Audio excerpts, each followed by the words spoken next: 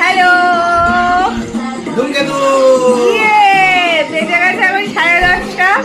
আমরা নাইট শোয়ে যাচ্ছি ধূমকেতুতে। আর আজ 14 August, first day. First show দেখতে না পারি, বাট নাইট শো মাস্ট আর ফার্স্ট ডে। চলো বেরোনো যাক, আর 5 মিনিট বাকি। হাতে যেমন 5 মিনিট ছিল, 5 মিনিটও সময় নিনি, জাস্ট 4 মিনিটের মধ্যে পৌঁছে গেলাম। ভাবতে পারছো কতটা এক্সাইটেড ছিলাম আমরা দুজনেই মুভিটার জন্য। চলো চলো তাড়াতাড়ি, টাইম হয়ে বাইক পার্কিং করার জায়গা নেই, এত ভিড়।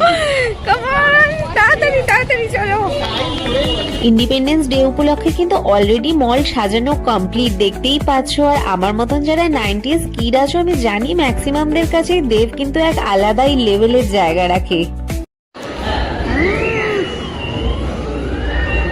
দেখতে পাচ্ছ রাত 10:30 শোয়ের ভিড়। ও হাউসফুল, হাউসফুল, ট্রেন্ডিং, ট্রেন্ডিং। আমি কিন্তু জাস্ট আর ওয়েটই করতে পারছিলাম না, টিকিট দেখানোর আগেই দেখো কেমন ঢুকে গেছি। আর এদিকে এসে একটু সেলফি নেবো না, সেটা কি হতে পারে? মুভিটাও কিন্তু ততটাই এনজয় করে দেখেছি আমরা। শো কিন্তু পুরো হাউসফুল ছিল, এর থেকেই বোঝা যায় যে দেবের কোন লেভেলের ক্রেজ আছে বাঙালির কাছে।